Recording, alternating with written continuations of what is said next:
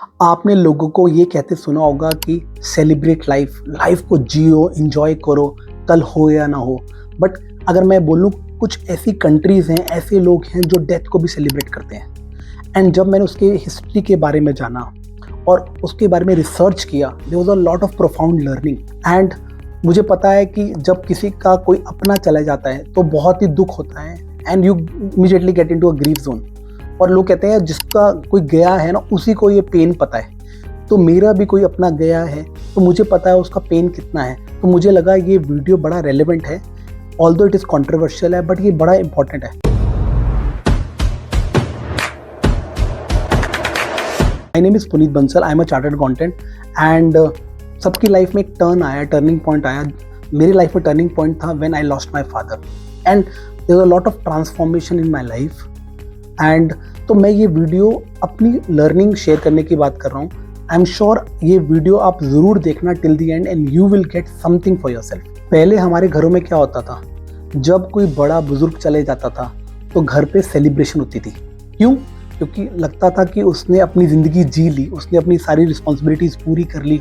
और पहले टाइम पे ना, जब एक ज़्यादा एज का बंदा चले जाता था तो तब लाइफ एक्सपेक्टेंसी कम थी, तो सेलिब्रेट करते थे कि यार ये चला गया है, तो उसकी लेगेसी की, उसकी हम खुशी मनाते थे कि यार कि ये बंदा चला गया है, भगवान को प्यारा हो गया है। तो पहले टाइम के लोग ये नहीं बोलते थे कोई मर गया है, पहले टाइम पे लोग बोलते थे ये भगवान को प्यारा हो गया है, he has gone to his next life. So I have a friend from Ghana, he is a client to me also. तो उसने शेयर किया, हिज नेम इज़ विवेक, यानी उसने शेयर किया घाना में और काफ़ी सारी अफ्रीकन कंट्रीज़ में funeral is like a celebration, और वो काफ़ी दिनों तक चलता है। उसमें लोग ट्रेडिशनल म्यूज़िक चलाते हैं और बड़े बड़े ड्रम्स भी, ढोल भी बजाते हैं।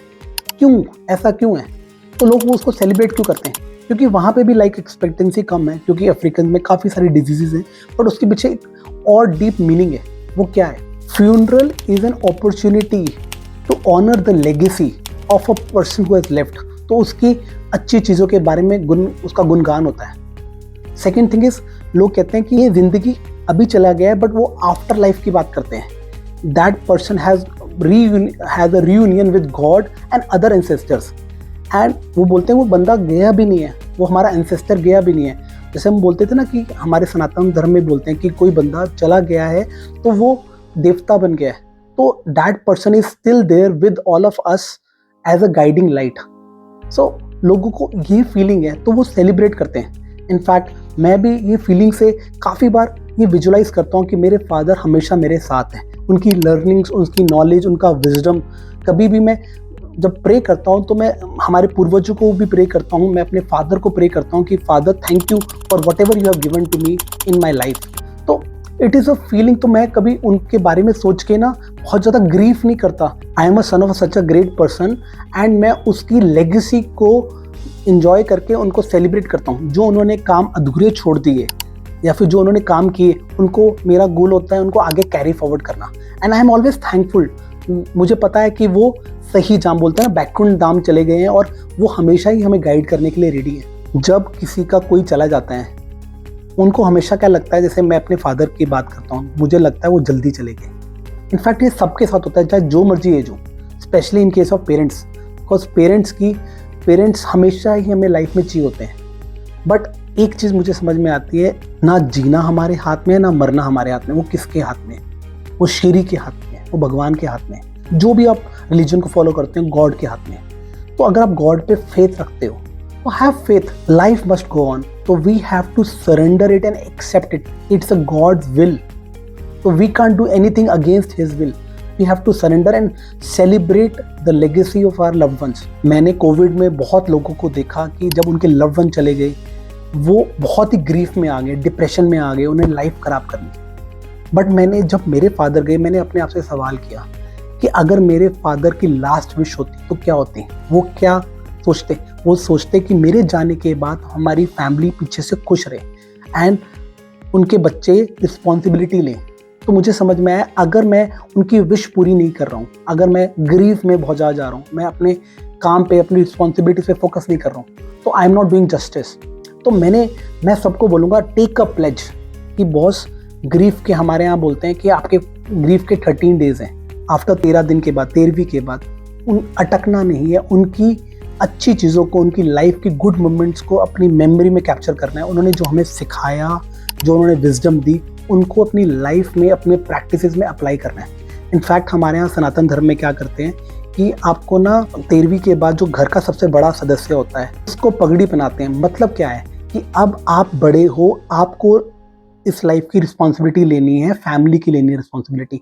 तो क्या आप रेडी हो रिस्पॉन्सिबिलिटी लेने के लिए? क्या आप ग्रीफ में अपने जो आज की फैमिली है, जो अभी रह गई है फैमिली, उस पर ध्यान ही नहीं दे रहे? ये रस्म पगड़ी सिर्फ एक रस्म नहीं है, एक जिम्मेवारी है, एक रिस्पॉन्सिबिलिटी है कि आप अब बड़े हो गए हैं, आप अपना ध्यान खुद रखें। जब कोई बड़ा हो जाता है तो हम बोलते हैं कि आप अब इंडिपेंडेंट है, आप खुद करिए अपना सब कुछ।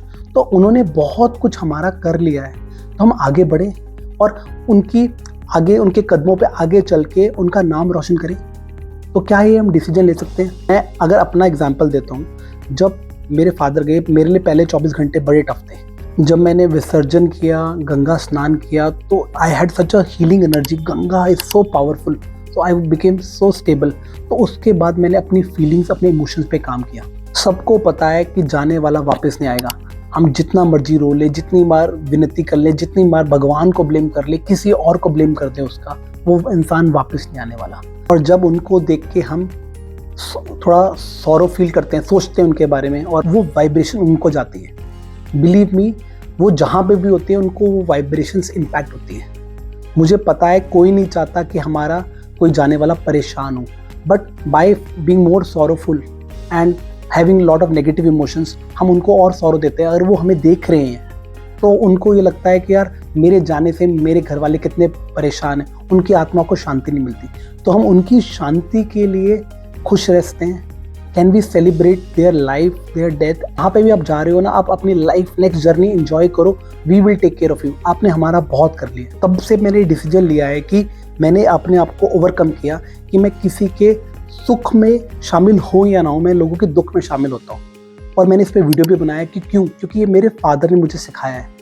तो जीना और मरना आपके हाथ में नहीं है, वो भगवान के हाथ में। तो उनके हाथ में छोड़ दो। तो जो चीज़ आपके हाथ में, उस पर फोकस कर सकते हैं। एंड में मैं सिर्फ यही कहूँगा कि सिर्फ अपने जो जाने वाले हैं उनको अच्छी मोमेंट्स उनकी याद रहो, उनको अच्छी विशेस दो, उनको ब्लेसिंग्स दो। उनको ये बोलो कि आपको चिंता करने की ज़रूरत नहीं, हम आपके पीछे से भी खुश हैं, सिर्फ आपकी ब्लेसिंग्स देंगे। आप जो भी आप नेक्स्ट आपकी जर्नी में चले गए हैं, वो आप अपना टास्क पूरा करो, आप हमारी चिंता मत करो। एंड विद दैट फीलिंग मैंने एक डिसीजन लिया था और मैंने ये अपने घर वालों को भी अनाउंस किया। और मैं सबको इस वीडियो के माध्यम से अनाउंस कर रहा हूँ कि आपके जाने के बाद भी आप लोगों का भला करते हैं। I say that you should pledge your organs. I am sure आपने काफ़ी सारे मैसेजेस पढ़े होंगे कि लोगों को का किडनी का इशू है, किसी का कोई हेल्थ का इशू है, आई का इशू है। तो अगर आप मरने के बाद भी अमर रहना चाहते हैं तो best way is to donate your organs.